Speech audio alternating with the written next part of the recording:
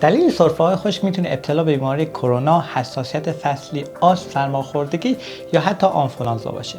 اگه این سرفه‌های خشک رو درمان نکنیم منجر به ایجاد زخم توی گلو و مجاری تنفسی میشه. دکتر مرتضی سالارزایی هستم و تو این ویدیو میخوام راهکارهای ساده‌ای رو بهتون معرفی کنم که میتونید برای درمان و رهایی از این سرفه‌های خشک استفاده کنید. ممنون میشم برای دیدن ویدیوهای بیشتر کانالم سابسکرایب کنید، با لایکاتون ازم حمایت کنید و اگه سوالای پایین پست ازم بپرسید در اسرع وقت بهشون جواب میدم.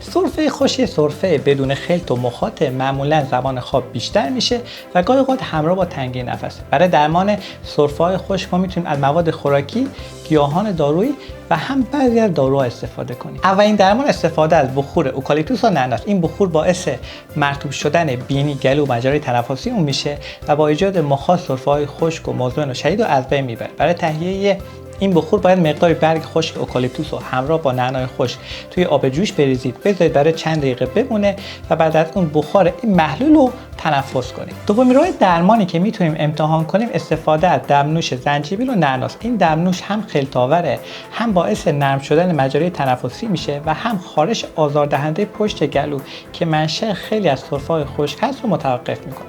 بهتره برای اثر بیشتر این دمنوش از مقداری هم عسل استفاده کنید.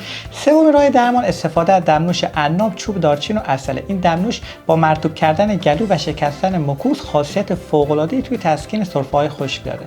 اگه با این دمنوش‌ها سرفه‌هاتون بهتر نشد میتونید از درمان دارویی هم استفاده کنید. با توجه به اینکه ما انواع سرفه داریم و عامل هر سرفه متفاوته، میشه از درمان‌های دارویی متفاوتی هم استفاده کرد. به عنوان مثال شما میتونید برای سرفه‌هاتون از شربت دکسومتورفان یا اکسپکترانت استفاده کنید. اگه این سرفه‌هاتون همراه با عفونت باشه، شاید لازم باشه از مقداری هم آنتی بیوتیک مثل آزیترومایسین و یا پنیسیلین استفاده کنید. شما بگید به نظر شما دیگه چه کاری میشه انجام داد تا سرفه هامون بهتر بشه؟ تجربتون پایین ویدیو برام بنویسید.